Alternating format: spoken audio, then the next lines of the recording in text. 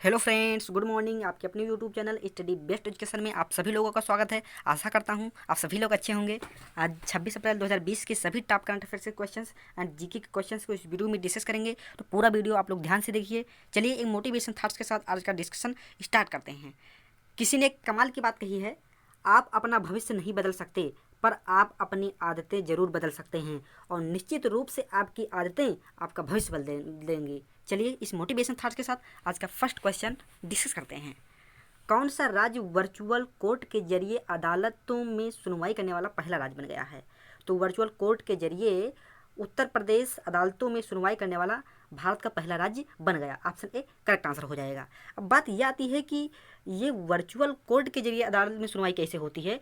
तो generally friends, अगर हम बात करें वर्चुअल मीन्स होता है आभासी। तो आभासी अदालतों में बिना किसी इंटरनेट कनेक्शन के वीडियो कॉन्फ्रेंसिंग के माध्यम से कई अदालती कार्रवाई की जा सकेंगी। तो ये होता है आभासी अदालत, और ये सुविधा पूरी तरह से सुरक्षित है। इसमें कनेक्टिविटी समस्या नहीं आती है, और अदालत की कार्रवाई चलाने के लिए उपलब्ध संसाधनों से ही ये सुविधा तैयार की गई है, जिस पर कोई अतिरिक्त खर्च नहीं किया गया है। तो ये फ्रेंड्स, तो उत्तर प्रदेश आभासी अदालतों में सॉफ्टवेयर के जरिए मुकदमाओं की सुनवाई करने वाला देश का पहला राज्य बन गया है, जिसके साथ ही अब इलाहाबाद हाई कोर्ट और इसकी अन्य अदालतों में वीडियो कॉन्फ्रेंसिंग से मुकदमाओं की सुनवाई की जा सकेगी। तो चलिए फ्रेंड्स, अब बात आई है उत्तर प्रदेश की। तो उत्तर प्रदेश से रिलेटेड भी इंपॉर्टेंट फैक्ट को जान लेते हैं। उत्तर प्रदेश का गठन 24 जनवरी 1950 को किया गया था। उत्तर प्रदेश में टोटल लोकसभा की संख्या 80 है, राज्यसभा सीटों की संख्या 31 है, एवं टोटल विधान परिषद की संख्या 100 है। टोटल विधानसभा सीटों की संख्या 404 है, जिसमें 403 पर इलेक्टेड मेंबर आते हैं, एक सीट बाई गवर्नर नॉमिनेट किया जाता है। राजधानी लखनऊ, जो कि गोमती नदी की तट पर स्थित है। प्रेजेंट टाइम में सीएम योगी आदित्यनाथ जी हैं, गवर्नर आनंदीबेन पटेल जी हैं। उत्तर प्रदेश क्षेत्रफल की दृष्टि से कौन सा स्थान पर है? चौथे स्थान पर है। सीमावर्ती प्रदेश उत्तर प्रदेश के कौन कौन से हैं? जनरली फ्रेंड्स, उत्तराखंड, हिमाचल प्रदेश, हरियाणा, राजस्थान, मध्य प्रदेश, छत्तीसगढ़, बिहार, झारखंड एवं केंद्र शासित प्रदेश की बात करें तो उसको भी मतलब दिल्ली को संभाल कर, मतलब उसको भी अगर कंबाइन कर लेते हैं तो टोटल 9 हो जाते हैं। लेकिन राज्यों की बात करें तो टोटल 8 राज्य हैं। और सीमावर्ती देश की बात करें तो एकमात्र देश नेपाल उत्तर प्रदेश से अपनी बाउंड्री शेयर करता है।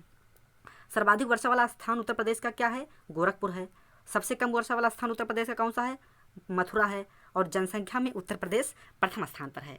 अगर लिंगानुपात की बात करें तो उत्तर प्रदेश का 912 है, और जनसंख्या घनत्व 829 प्रति वर्ग किलोमीटर है। अभी हाल ही में पूल टेस्टिंग शुरू करने वाला उत्तर प्रदेश भारत का पहला राज्य बना था। पूल टेस्टिंग कोविड-19 से निपटने के लिए पूल टेस्टिंग शुरू करने वाला पहला राज्य उत्तर प्रदेश बन गया। तो चलिए, इतने इंपॉर्टेंट फैक्ट्स पूछे जा सकते हैं उत्तर प्रदेश से, आप ध्यान रखेंगे। नेक्स्ट क्वेश्चन की ओर बढ़ते हैं। विश्व मलेरिया दिवस कब मनाया जाता है? तो अभी हाल ही में विश्व मलेरिया दिवस 25 अप्रैल को मनाया गया। ऑप्शन ए करेक्ट आंसर हो जाएगा। अब बात यह आती है कि यह मलेरिया दिवस क्यों मनाया जाता है। यह दिन दुनिया भर में मलेरिया के खिलाफ लड़ने के लिए, लोगों में जागरूकता फैलाने के लिए मनाया जाता है। अब यही से बात यह आती है कि विश्व मलेरिया दिवस के इतिहास के बारे में, यानी इसकी शुरुआत कब की गई थी। तो विश्व मलेरिया दिवस की शुरुआत अफ्रीका मलेरिया दिवस के रूप में भी हुई थी, जिसे पहली बार साल वर्ष 2008 में मनाया गया था। मूल रूप से यह मलेरिया के बारे में जागरूकता करने का एक अवसर है, जो 2001 के बाद से अफ्रीकी सरकारों के द्वारा मनाया जा रहा था। और अफ्रीकी देशों में इसकी मृत्यु दर को घटाना था, क्योंकि उस समय मलेरिया से अफ्रीकी देशों में बहुत ज़्यादा लोगों की डेथ हो रही थी। इसलिए 2008 में फर्स्ट टाइम मनाया गया, और तभी से विश्व मलेरिया दिवस 25 अप्रैल को हम मनाते आए हैं। फ्रेंड्स, अगर हम बात करें विश्व मलेरिया दिवस 2020 के विषय की, तो 2020 का जो विषय रहा है यह है zero malaria starts with me. क्या? Zero malaria starts with me. अब फ्रेंड्स, अगर मलेरिया की बात आई है तो इससे जुड़े कुछ इंपॉर्टेंट तथ्य को और जान लेते हैं। मलेरिया जनरली प्लाज्मोडियम परजीवी के कारण होता है। यह परजीवी को संक्रमित मादा एनोफ्लीज मच्छरों के काटने के माध्यम से मनुष्यों में हो सकता है, जिन्हें मलेरिया वेक्टर भी कहा जाता है। जब मच्छर के काटने से परजीवी खून में पहुंच जाता है तो ये मलेरिया एक प्रकार का बुखार है, यानी फेवरल इलनेस है, जिसके लक्षण आमतौर पर संक्रमित मच्छर की काटने के 10 से 15 दिनों के बाद दिखाई देते हैं। प्रारंभ अवस्था में इसके लक्षण बुखार, सिरदर्द और ठंड लगना, ये सभी फर्स्ट सिम्टम्स हैं। और फ्रेंड्स, चलिए इंपॉर्टेंट डेज रिलेटेड क्वेश्चन है, तो अब तक अप्रैल माह के सभी को हम सीक्वेंस से डिस्कस कर लेते हैं। आप मेरे साथ बोलिए ताकि धीरे धीरे आपको याद हो जाए। 1 अप्रैल को उत्कल या ओडिशा दिवस के रूप में मनाया गया। 2 अप्रैल को वर्ल्ड आर्टिज्म अवेयरनेस डे के रूप में मनाया गया। 4 अप्रैल को अंतर्राष्ट्रीय खदान जागरूकता दिवस के रूप में मनाया गया। 5 अप्रैल को राष्ट्रीय समुद्री दिवस यानी वर्ल्ड मेरीटाइम डे के रूप में सेलिब्रेट किया गया। इसकी थीम थी sustainable shipping for a sustainable planet. 7 अप्रैल को विश्व स्वास्थ्य दिवस के रूप में मनाया गया, जिसकी थीम थी सपोर्ट नर्सेज एंड मिडवाइवेस। 10 अप्रैल को विश्व होम्योपैथी दिवस के रूप में मनाया गया, जिसकी थीम थी linking research with education and clinical practice advancing scientific collaborations. 11 अप्रैल को राष्ट्रीय सुरक्षित मातृत्व दिवस यानी कि नेशनल सेफ मदरहुड के डे के रूप में मनाया गया। 12 अप्रैल को मानव अंतरिक्ष उड़ान का अंतर्राष्ट्रीय दिवस के रूप में सेलिब्रेट किया गया। 14 अप्रैल को विश्व चगास दिवस जो कि फर्स्ट टाइम मनाया गया। 14 अप्रैल के ही दिन बाबा साहेब अम्बेडकर जी की जयंती भी मनाई जाती है। कौन सी जयंती मनाई गई थी? 129th। 15 अप्रैल को विश्व कला दिवस के रूप में मनाया गया। अगर हम बात करें 16 अप्रैल की तो विश्व आवाज़ दिवस यानी वर्ल्ड वॉइस डे के रूप में सेलिब्रेट किया गया, जिसकी थीम थी फोकस ऑन योर वॉइस। 17 अप्रैल को विश्व हेमोफिलिया दिवस के रूप में मनाया गया। और 18 अप्रैल की बात करें तो विश्व विरासत दिवस के रूप में मनाया गया। 21 अप्रैल को सिविल सेवा दिवस के रूप में, और 21 अप्रैल के ही दिन world creativity and innovation day यानी कि विश्व रचनात्मकता और नवाचार दिवस के रूप में मनाया गया। बात आती है 22 अप्रैल की, तो इस दिन पृथ्वी दिवस या अंतर्राष्ट्रीय मातृ पृथ्वी दिवस के रूप में सेलिब्रेट किया गया, और पृथ्वी दिवस 2020 का विषय क्लाइमेट एक्शन था। 23 अप्रैल की बात करें तो world book and copyright day यानी विश्व पुस्तक और कॉपीराइट दिवस के रूप में मनाया गया, और 23 अप्रैल के ही दिन अंग्रेजी भाषा दिवस के रूप में भी मनाया गया। तो चलिए नेक्स्ट क्वेश्चन की ओर बढ़ते हैं। किस देश ने अपने पहले सैन्य उपग्रह नूर को सफलतापूर्वक ऑर्बिट में पहुंचाया? तो ये उस देश का पहला जो उपग्रह है जिसका नाम नूर है, सफलतापूर्वक ऑर्बिट में पहुंचाया है। ऐसा करने वाला कौन सा देश है? Iran. Option B correct answer हो जाएगा। फ्रेंड्स, नूर जनरली उपग्रह अपनी कक्षा में पहुंच चुका है और पृथ्वी की सतह से लगभग 425 किलोमीटर ऊपर परिक्रमा कर रहा है। इस उपग्रह को ईरान की सशस्त्र बलों की शाखा, क्या कौन सी शाखा? इस्लामिक रेवोल्यूशनरी गार्ड कॉर्प्स द्वारा लॉन्च किया गया है। नूर उपग्रह को 3 चरण के ठोस और तरल ईंधन के संयोजन के द्वारा संचालित रॉकेट द्वारा लॉन्च किया गया है। फ्रेंड्स, बात आई है ईरान की, तो ईरान की राजधानी तेहरान है, ईरान की मुद्रा रियाल है, और ईरान के राष्ट्रपति प्रेजेंट टाइम में हसन रूहानी जी हैं। चलिए नेक्स्ट क्वेश्चन की ओर बढ़ते हैं। किस राज्य में खोंगजोम वार मेमोरियल कॉम्प्लेक्स में खोंगजोम दिवस के रूप में मनाया गया? तो खोंगजोम दिवस के रूप में Khongjom war memorial complex Manipur सरकार के द्वारा मनाया गया। ऑप्शन सी करेक्ट आंसर हो जाएगा। फ्रेंड्स, बात करें हम जनरली जो यह दिवस है, यह दिन 1891 के आंग्लो मणिपुर युद्ध जो कि ब्रिटिश साम्राज्य के खिलाफ मणिपुर के लोगों के द्वारा लड़ी गई थी, जिसमें बहादुरी से लड़ने वाले सैनिकों की स्मृति में मनाया जाता है। और इस दिन ही friends Khongjom war memorial complex एक ऐसा ऐतिहासिक युद्ध स्मारक स्थल है जिसमें युद्ध में लड़े सैनिकों की याद में बनाई गई दुनिया की सबसे ऊंची तलवार की प्रतिमा भी है, और तभी से यह दिवस मनाया जाता है। और फ्रेंड्स, बात आई है मणिपुर की, तो मणिपुर के प्रेजेंट टाइम में मुख्यमंत्री एन बीरेन सिंह जी हैं, और मणिपुर के जो प्रेजेंट टाइम में राज्यपाल हैं नजमा हेपतुल्ला जी हैं। और यही से क्वेश्चन और पूछ लेता है। एक है केबुल लामजाओ राष्ट्रीय उद्यान, जो कि मतलब दुनिया का तैरता हुआ एक मात्र राष्ट्रीय उद्यान है, और ये मणिपुर में ही स्थित है। और मणिपुर से बिलोंग करती हैं यमसी मैरी कॉम, जो कि मतलब प्रसिद्ध बॉक्सर हैं। फ्रेंड्स, अभी हाल ही में मणिपुर कोरोना वायरस के इफेक्ट को फिनिश करने वाला दूसरा राज्य बन गया है। पहला गोवा बना और दूसरा मणिपुर बन गया है। चलिए नेक्स्ट क्वेश्चन की ओर बढ़ते हैं। केंद्र सरकार ने किस कानून के तहत बैंकों में कर्मचारियों की हड़ताल पर 6 माह तक रोक लगा दी है? तो सेंट्रल गवर्नमेंट के द्वारा बैंकों में कर्मचारियों की हड़ताल पर 6 माह तक रोक लगा दी है। तो किस एक्ट के तहत ऐसा किया गया है? तो ये इंडस्ट्रियल डिस्प्यूट एक्ट 1947 यानी ऑप्शन ए करेक्ट आंसर हो जाएगा। इंडस्ट्रियल डिस्प्यूट एक्ट 1947 के तहत ऐसा किया गया है।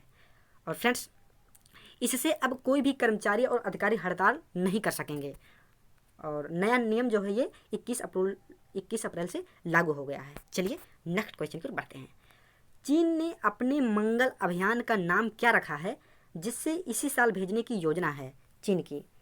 तो चीन ने अपने मंगल अभियान का नाम तियानवेन फर्स्ट रखा है, और यह इसी साल यानी 2020 के अंत तक भेजने की इसकी तैयारी है। जनरली फ्रेंड्स, अभी हाल ही में चीन के द्वारा ये घोषणा की गई कि वह मतलब 24 अप्रैल को चीन के द्वारा ये घोषणा की गई कि 2020 के अंत तक वह मंगल यान पर अपने मिशनयान को भेजेगा। और फ्रेंड्स, जनरली 24 अप्रैल के दिन चाइना में अंतरिक्ष दिवस के रूप में मनाया जाता है। चीन ने 1970 में इसी दिन अपना पहला उपग्रह डोंगफंग होंग फर्स्ट प्रक्षेपित किया था 24 अप्रैल के ही दिन। और इस साल चीन की इस उपलब्धि को 50 साल पूरे हो गए हैं और इसी के उपलक्ष्य में चीन मंगल मिशन के लिए ये तैयारी कर रहा है। भारत, अमेरिका, रूस और यूरोपीय संघ की तरह चीन भी अपने इस साल के मिशन से मंगल पर पहुंचने की कोशिश करेगा। अंतरिक्ष एडमिनिस्ट्रेशन ने मंगल मिशन का नाम क्या रखा है? तियानवेन प्रथम रखा है। अगर बात करें हम तियानवेन प्रथम, तो ये क्या है? तो जनरली ये एक स्वर्गीय प्रश्न या स्वर्ग से संबंधित प्रश्न है और ये चीन के जाने माने कवि थे कुकुयान की लिखी एक कविता है, तो उन्हीं के नाम पर ये ऐसा रखा गया है। नेक्स्ट क्वेश्चन की ओर बढ़ते हैं। किस पेटीएम बैंक ने डेबिट कार्ड जारी करने के लिए मास्टर कार्ड के साथ समझौता किया है? तो पेटीएम बैंक ने, ये कौन सा पेटीएम बैंक है? पेटीएम पेमेंट बैंक ने डेबिट कार्ड जारी करने के लिए मास्टर कार्ड के साथ समझौता किया है। अब फ्रेंड्स, बात करें हम पेटीएम की, तो इसकी स्थापना 2010 में की गई थी। मुख्यालय उत्तर प्रदेश के नोएडा में है। प्रेजेंट टाइम में इसके चीफ एग्जीक्यूटिव ऑफिसर यानी CEO रेणु सती जी हैं। संस्थापक की बात करें तो कौन है? विजय शेखर शर्मा जी हैं। चलिए नेक्स्ट क्वेश्चन की ओर बढ़ते हैं।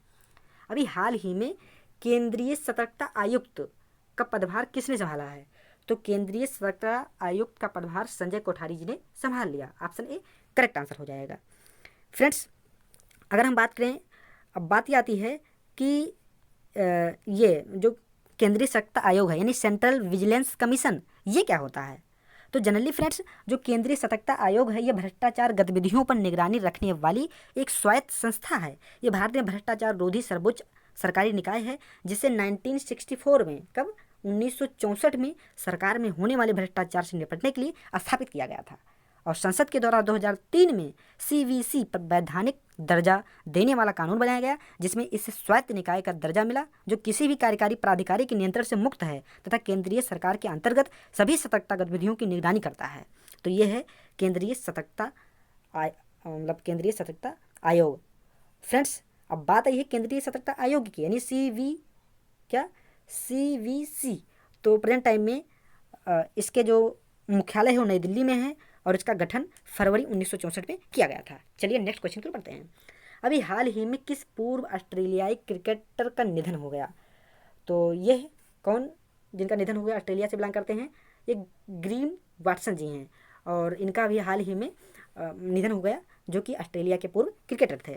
फ्रेंड्स, ये है यानी ग्रीम वाटसन जी मध्य क्रम के बल्लेबाज और मीडियम पेसर से बिलोंग करते थे। उन्होंने 1966-67 से 1972 तक 5 टेस्ट और 1972 में 2 एक दिवसीय मैच खेले थे।